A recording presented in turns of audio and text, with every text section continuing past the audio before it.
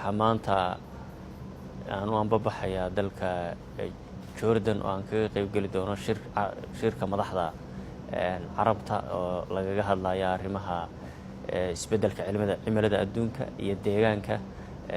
sidaynu ognahay cimilada adduunku aad bay hadda isu beddelaysaa, taasoo ay keentay dikhowga ku socda cimilada, kana dhasheenna abaaraha soo noqnoqda iyo deegaankii oo xaalufinta dhirta iyo biicadda lala dagaalamaya ay keenayso inay saameyn ku yeelato xoolaha, nolosha, dhaqaalaha dalka.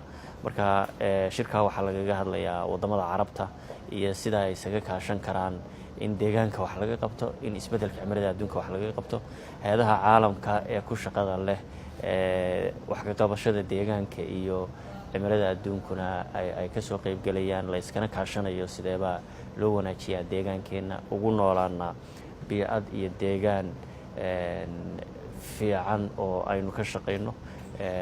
Soomaaliya waxay ka mid tahay meelaha isbeddelka cimilada adduunka uu aadka u saameeyey, meelaha deegaankii oo isbeddelaya, ha noqoto dhuxushan dhirtii la xaalufinayo, dhuxusha laga dhigayo, ha noqoto deegaankii oo aan laga shaqaynin oo biyihii la keydinahayn, biyihii mararka qaarna fatahayaan, mararka qaarna ay abaaro ba'ani ku dhufanayaan. marka howlahaasoo dhan waxa weeyaan kuwa ay sababayaan isbeddelka cimilada adduunka iyo deegaankii oo dhibaatooyin ku imanayaan.